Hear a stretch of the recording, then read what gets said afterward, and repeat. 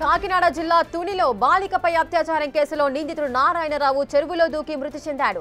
Magistrate ముందు హాజరుపరిచేందుకు తీసుకెళ్తుండగా ఈ ఘటన జరిగినట్లు పోలీసులు చెబుతున్నారు. మూత్ర విసర్జన కోసం వెళ్లాలని అడిగితే వాహనం ఆపామని, కిందకు దిగిన నారాయణరావు పారిపోయేందుకు చెరువులో దూకాడని పోలీసులు చెబుతున్నారు. ఈత రాకపోవడంతో చనిపోయాడని చెబుతున్నారు.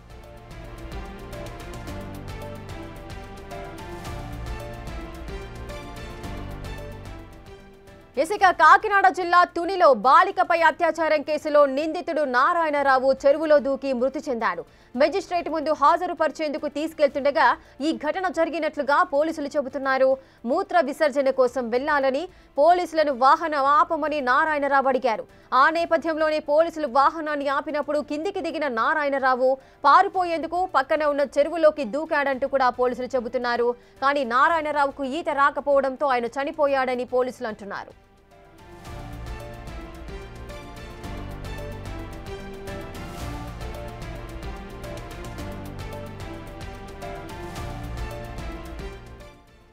పూర్తి డీటెయిల్స్ మా ప్రతినిధి శివశంకర్ అందిస్తారు. శివశంకర్, నిన్న తునిలో జరిగింది బాలికపై అత్యాచారం కేసులో నారాయణరావు ఏ విధంగా ప్రవర్తించాడో ఆ విషయాలన్నీ కూడా మనకు తెలిసిందే. కానీ ఇప్పుడు ఆ నారాయణరావు చెరువులో దూకి మృతి చెందాడు అంటూ కూడా పోలీసులు చెబుతున్నారు. అంటే తనకు ఈత రాక మృతి చెందాడు అని అంటున్నారు. అసలు ఏ విధంగా జరిగింది ఇది? రేఖ చూస్తున్నట్లయితే ఏదైతే మైనర్ బాలిక అత్యాచారం కేసులో నిందితుడుగా నారాయణరావు దేహశుద్ధి చేశారు, అదే పార్టీకి చెందిన వ్యక్తులందరూ కూడా పోలీసులకు అప్పగించారు. అయితే దీనికి సంబంధించి పోలీసులు కూడా నిన్న ఈవినింగ్ ప్రెస్ మీట్ కండక్ట్ చేసి దీనికి సంబంధించి ఒక కిడ్నాప్ కేసు, అలాగే పోక్సోలో ఇదైతే 2-3 సార్లు ఆయన అమ్మాయి మీద అత్యాచారం చేసినట్టుగా అయితే మాకు రుజువులు లభించాయి. కాబట్టి పోక్సోలో సెక్షన్ 5, సెక్షన్ 6 కింద కఠినమైన చర్యలు తీసుకునే విధంగా సుమారుగా యావజ్జీవ కారాగార శిక్ష పడే విధంగా కూడా చర్యలు తీసుకుంటున్నామంటూ కూడా పోలీసులు వెల్లడించారు. ఈ నేపథ్యంలో అరెస్టులందరూ కూడా కోర్టుకి తరలించే సమయంలో పోలీస్ జీప్ నుండి తప్పించుకుని చెరువులో దూకి ఆత్మహత్య ప్రయత్నం చేశాడు. అయితే చెరువులో దూకిన తర్వాత ఈత రాకపోవడం వల్ల అతను పూర్తిగా మునిగి చనిపోయాడంటూ కూడా ఇప్పటికే పోలీసులు చెప్తున్న పరిస్థితి కనిపిస్తుంది. ఇప్పుడు మృతదేహం కోసం చెరువులో గాలింపులు అయితే చేపట్టిన పరిస్థితి కనిపిస్తుంది. అయితే మృతదేహం ఇంకా లభించిన పరిస్థితి కనిపిస్తుంది రేఖ. శివశంకర్, అంటే కావాలని అంటే నిన్న జరిగిన ఘటన ఏదైతే ఉందో తర్వాత ఆ అమ్మాయికి సంబంధించిన బాలిక బంధువులు అతనిపై దాడి చేయడము, పోలీసులు మీడియా ముందు హాజరుపరచడము, ఆ విధంగా మెజిస్ట్రేట్ ముందుకు తీసుకెళ్లడం, ఇవన్నీ కూడా అతను అవమానకరంగా భావించి ఈ విధమైన చర్యలకు పాల్పడ్డాడు అని అనుకోవచ్చా? ఖచ్చితంగా అవమానం ఒకటైతే తను చేసిన పనికి తానే సిగ్గుపడి కూడా ఆత్మహత్య చేసుకోవాలని నిర్ణయం కూడా తీసుకుని ఉండొచ్చు. ఎందుకంటే అత్యంత హేయమైన చర్యగా చూడాలని డిఎస్పీ కూడా చెప్పిన పరిస్థితి కనిపిస్తుంది. ఈ నేపథ్యంలో ముఖ్యమంత్రితో పాటు ఐటీ విద్యాశాఖ మంత్రి లోకేష్ కూడా ఇలాంటి కామాంధుడికి కఠినమైన శిక్షలు పడాలంటూ కూడా ట్వీట్ చేయడం, ఇదే విధంగా చూస్తున్నట్లయితే అందరూ కూడా అతని పైన దుమ్మెత్తిపోయడం, అతను చేసిన చర్యని తీవ్రంగా ఖండించడం తోటి అతను కూడా కొంత మనస్తాపానికి గురై ఉండొచ్చు అని కూడా అనుకోవచ్చు. అదేవిధంగా అతను చేసిన పనికి తానే సిగ్గుపడి ఇలాంటి పని చేసి ఉండొచ్చు అని కూడా మనం చెప్పుకోవచ్చు. లేక శివశంకర్, అసలు మెజిస్ట్రేట్ ముందు ఎప్పుడు హాజరుపరచడానికి తీసుకెళ్లారు? అంటే ఏ సమయంలో తీసుకెళ్లారు? అసలు అరెస్ట్ చేయడం ఎప్పుడు జరిగింది? సుమారుగా ఇది నిన్న ఉదయం 11:30 గంటలకి ఎఫ్ఐఆర్ అయితే నిన్న సాయంత్రం 5 గంటలకి నారాయణరావుని అయితే అరెస్ట్ చేశారు. ఈ నేపథ్యంలో ప్రెస్ కాన్ఫరెన్స్ తర్వాత మేజిస్ట్రేట్ ముందుకు తీసుకెళ్లారు. ప్రెస్ కాన్ఫరెన్స్ అయితే సుమారుగా 6:30 సమయంలో జరిగింది. అనంతరం 7 గంటల సమయంలో అయితే వైద్య పరీక్షలకు తీసుకెళ్లారు. వైద్య పరీక్షల అనంతరం సుమారుగా 8:30-9 గంటల సమయంలో మేజిస్ట్రేట్ వద్దకు తీసుకెళ్తున్నప్పుడు ఈ ఘటన జరిగినట్టుగా పోలీసుల దగ్గర నుంచి సమాచారం అందుతుంది. రేఖ శివశంకర్, అంటే మూత్ర విసర్జన కోసం బండి ఆపమని అడగడము, ఆ తర్వాత అతను చెరువులోకి దూకి ఆత్మహత్యకు పాల్పడటము, ఈత రాకపోవడము, ఇదంతా కాస్త ఏమనుకోవచ్చు ఈ సంఘటన? ఖచ్చితంగా కొంత అయితే దీన్ని చూసుకున్నట్లయితే మనం అసలు దీని వెనక ఏం జరిగింది, నిజంగానే చెరువులో పడి చనిపోయాడా లేదంటే పోలీసులు అతన్ని ఎన్కౌంటర్ చేశారా అనే కొంత చర్చ జరుగుతుంది. కానీ ఖచ్చితంగా ఏం జరిగిందనేది పూర్తి స్థాయి క్లారిటీ లేదు. ఆ బాడీ కూడా ఇంకా దొరకలేదు. కాబట్టి బాడీ మీద ఏమైనా గాయాలు ఉన్నాయా లేదంటే నిజంగానే ఆత్మహత్యకి యత్నించాడు అనేది మాత్రం క్లారిటీ అయితే రాలేదు. రేఖ ఈ బాడీ దొరికిన తర్వాత కొంచెం క్లారిటీ వచ్చే అవకాశం అయితే కనిపిస్తుంది. ప్రస్తుతం అయితే గజేతగాళ్లతోటి చెరువులో అయితే గాలింపు చర్యలు అయితే చేపట్టారు.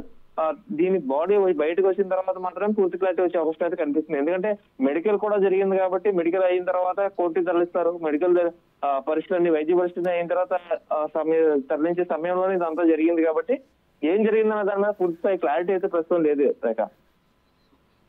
ఎస్ శివశంకర్ అంటే అరెస్ట్ చేయడం జరిగింది. ఆ తర్వాత మీడియా ముందు మాక్సిమం 6 ఆ విధంగా మీడియా ముందు ప్రవేశపెట్టడం జరిగింది. కానీ అత్యవసరంగా రాత్రి 7 గంటల సమయంలో మెజిస్ట్రేట్ ముందు పెట్టడానికి తీసుకెళ్తున్నారు అంటే ఆ టైంలో అంత ఎమర్జెన్సీగా తీసుకెళ్లాల్సిన అవసరం ఏముంది? అంటే దీన్ని ఈ కేసును కూడా ప్రత్యేక కేసుగా స్పీడ్ చార్జ్ షీట్ కేసుగా అయితే పరిగణిస్తున్నామని చెప్పారు. ఈ నేపథ్యంలోనే తక్షణమే మెజిస్ట్రేట్ వద్దకు తరలిస్తాం అంటూ కూడా డిఎస్పీ వివరాలు వెల్లడించేటప్పుడు కూడా చెప్పడం 6 నెలల లోపే చార్జ్ షీట్ అంతా కూడా రెడీ చేసి కఠినమైన శిక్ష పడేలా కూడా మేము చూస్తామని కూడా నేరుగా మీడియా కాన్ఫరెన్స్ లోనే డిఎస్పీ కూడా వెల్లడించారు. ఈ నేపథ్యంలోనే ఖచ్చితంగా 30 ఏళ్లు యావజ్జీవ కారాగార శిక్ష పడే విధంగా కూడా మేము సెక్షన్స్ అన్ని ప్రిపేర్ చేసామని మీడియా సమక్షంలో డిఎస్పీ కూడా చెప్పడం కూడా కొంత దీనికి కారణమై ఉండొచ్చు రేఖ. ఎస్ శివశంకర్, మనం నిన్న చూసాము ఈ ఘటనకు పాల్పడుతున్నప్పుడు ఆ నారాయణరావు ఎవరైతే వీడియో తీస్తున్నారో ఆ తోట యజమానితో ఏ విధంగా దురుసుగా ప్రవర్తించాడో కూడా మనం చూసాము.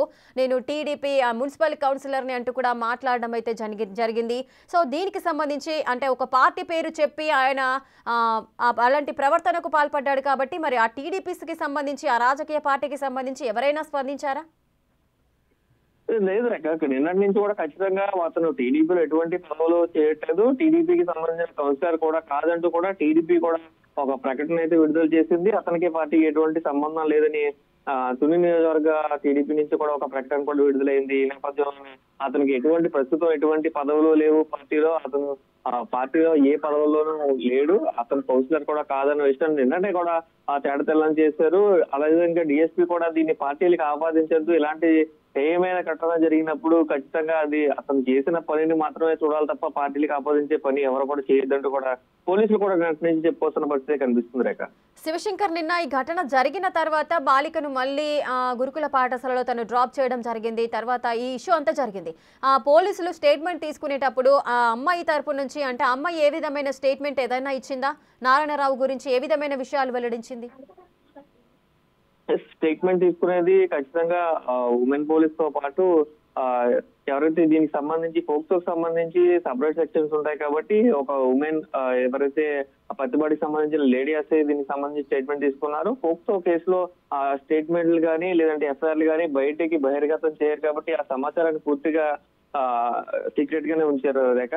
దానికి సంబంధించి అయితే కానీ ఖచ్చితంగా 4 సార్లు అతను తీసుకువెళ్ళినట్టుగా ఆధారాలు లభించాయని డిఎస్పీ చెప్పారు. ఏదైతే 4 సార్లు కూడా లైంగికంగా దాడికి పాల్పడ్డారని కూడా చెప్పడంతో సెక్షన్ 5, సెక్షన్ 6 కూడా అమలయ్యేలాగా పోక్సో చట్టంలో మేము చర్యలు తీసుకున్నామని కూడా వెల్లడించారు. అసలు ఇది ఆత్మహత్య అనుకోవచ్చా లేదా ఎన్కౌంటర్ అనుకోవచ్చా? ఈ విషయం ఎప్పుడు క్లారిటీ వచ్చే అవకాశాలు ఉంటాయి? అదేవిధంగా నారాయణరావు మృతదేహాని కోసం గాలింపు చర్యలు కూడా జరుగుతున్నట్టుగా మనం విజువల్స్ లో చూడొచ్చు. సో ఈ ఘటనకు సంబంధించి నైట్ కూడా గాలింపు చర్యలు అనేవి జరిగాయా? ఇప్పుడు కూడా కొనసాగుతున్నాయా? నైట్ నుంచి గాలింపు చర్యలు అనేది మొదలు పెట్టలేదు. అంటే కొంత క్లారిటీ రాలేదు, అతను ఏమయ్యాడు అనేది అది క్లారిటీ రాలేదు. క్లారిటీ వచ్చిన తర్వాత పక్కన చెరువు ఉంది కాబట్టి ఆ చెరువులో దూకుంటాడనే ఆలోచన మేరకు ఇప్పుడిప్పుడే ఈతగాళ్ళు చేరుకుంటున్నారు. సుమారుగా 5 గంటల సమయం నుంచి కూడా గాలింపు చర్యలు అయితే చేపట్టిన పరిస్థితి అయితే కనిపిస్తుంది రేఖ. ఎస్ శివశంకర్, అయితే మెజిస్ట్రేట్ దగ్గరికి తీసుకువెళ్తున్నప్పుడే ఆయన మూత్ర విసర్జన కోసము బయటికి రావడము, చెరువులో దూకడము, అంటే పోలీసులు ఈ సిచ్యువేషన్ వాళ్ళు ప్రత్యక్షంగా చూసారా? అసలు దీని గురించి అసలు వాళ్ళు క్లారిటీ ఇస్తున్నారా? నిజంగానే చెరువులో దూకాడు, ఆత్మహత్య చేసుకున్నాడు అని అంత పర్టికులర్ గా ఎలా చెప్తున్నారు? వారు ఆపే ప్రయత్నం చేయలేదా? ఏదైతే ఇప్పుడు మూత్ర విసర్జన కూర్చున్నప్పుడు కొంత స్పేస్ ఉంటుంది కాబట్టి ఆ స్పేస్ లో అతను పరిగెట్టుకుని వెళ్ళిపోయి చెరువులో దూకాడు. చెరువులో దూకిన తర్వాత ఏం జరిగిందనేది దాని మీద క్లారిటీ లేదు. ఖచ్చితమైన స్టేట్మెంట్ అయితే పాస్ చేస్తున్నారు. చెరువులో దూకి చనిపోయాడని చెప్పి ఒక ఇన్ఫర్మేషన్ అయితే ఇస్తున్నారు కానీ క్లారిటీ మాత్రం ఇవ్వడం లేదు. ఆ క్లారిటీ అనేది మిస్ అవుతుంది కాబట్టి ఇప్పుడు మృతదేహం దొరికిన తర్వాత క్లారిటీ ఏంటనేది తెలిసే అవకాశం అయితే కనిపిస్తుంది రేఖ. ఎస్ శివశంకర్, మరి మృతదేహ గాలింపు చర్యలు అనేవి ఏ విధంగా జరుగుతున్నాయి? అంటే ఏ ప్రాంతంలో ఎగ్జాక్ట్ గా ఏ ప్రాంతంలో చెరువు ఉంది, ఆ బాడీ అక్కడే ఉండే అవకాశాలు ఉన్నాయా లేదా ప్రవాహానికి ఏదన్నా ముందుకు వెళ్లే పరిస్థితులు ఉంటాయా? ఖచ్చితంగా ఇది ఒక చెరువే కాబట్టి పంచాయతీకి సంబంధించిన చేపలు పెంచుకునే చెరువు ఎస్ఆర్ నగర్ కి సంబంధించింది. తుని నియోజకవర్గంలోనే ఉంది, తుని టౌన్ కి దగ్గరలో ఉంది ఈ చెరువు. అయితే ఇది పంచాయతీకి సంబంధించిన ఒక చెరువు. దీంట్లో చేపలను పెంచుకుంటూ ఉంటారు. ఆ చేపలను పెంచుకుని ఆ చేపలు పట్టుకునే రెగ్యులర్ చెరువే కాబట్టి అక్కడి నుంచి ఎక్కడికి ప్రవాహం ఉండదు. చేపల చెరువులో ప్రవాహాలు ఉండవు కాబట్టి ఖచ్చితంగా బాడీ చెరువులోనే ఉండే అవకాశం ఉంది. ఆ బాడీ ఏది పక్కకే ఉంది అంటే సుమారుగా 1 ఎకరం 2 ఎకరాలు ఉన్న చెరువు కూడా అటు నుంచి ఇటు బాడీ ట్రావెల్ అవుతుంది, లేదంటే లోపలికి వెళ్ళిపోతుంది. ఎగ్జాక్ట్ గా ఎక్కడ ఉన్నారనేది మొత్తం అంతా కూడా గాలింపులు చర్యలు అయితే చేపడుతున్నారు. మరికొద్ది సేపట్లోనే మృతదేహాన్ని వెలికి తీసే అవకాశం అయితే కనిపిస్తుంది Rekha. Right, thank you Sivasankar, thanks for the details. తీసుకొచ్చి ఏం చేస్తున్నారు ఇక్కడ?